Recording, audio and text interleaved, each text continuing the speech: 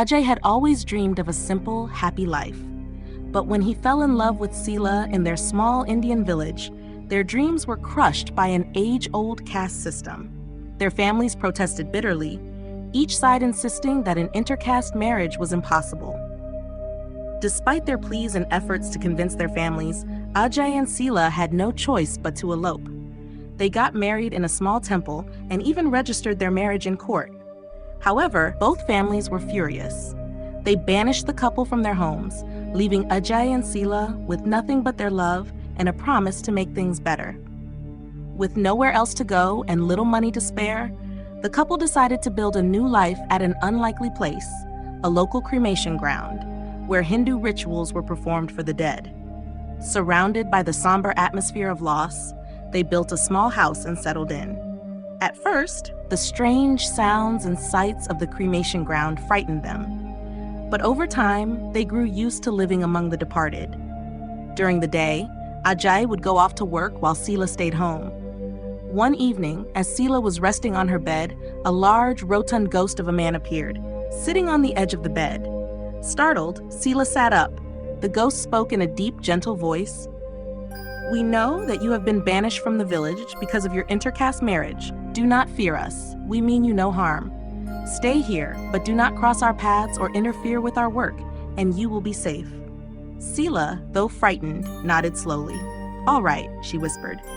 Later, she told Ajay about the ghost, but he just laughed it off as a figment of her imagination.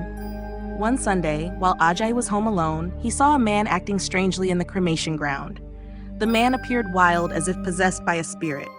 Ajay approached him. "Sir, are you all right? What happened?" he asked. The man babbled incoherently and then rushed toward a nearby lake, trying to drown himself. Quick-thinking Ajay managed to pull him back and called the villagers to help return the man to his home.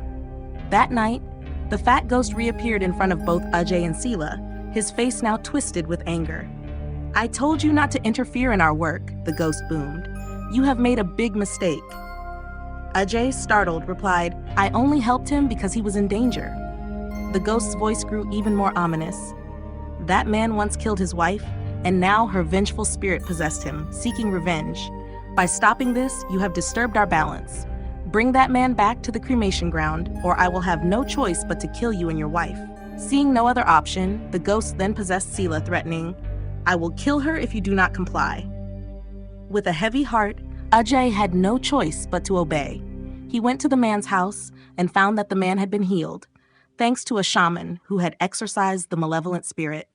Anguished, Ajay pleaded, "I cannot bring him back if he is cured." The fat ghost, however, offered another option: kill him instead.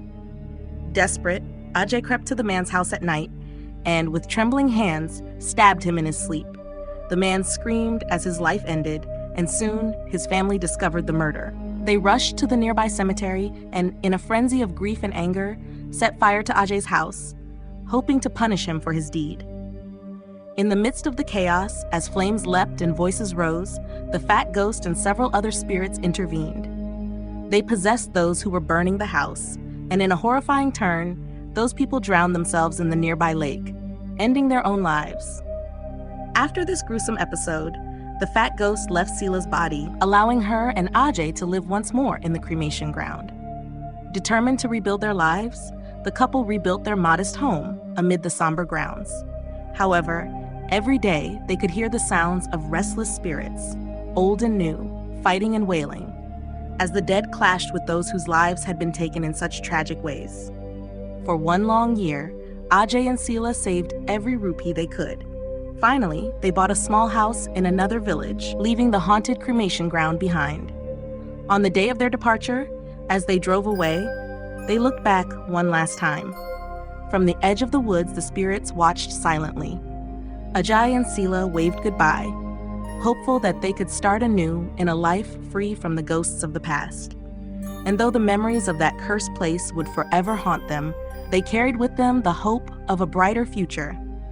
A future where love and redemption could mend even the deepest wounds.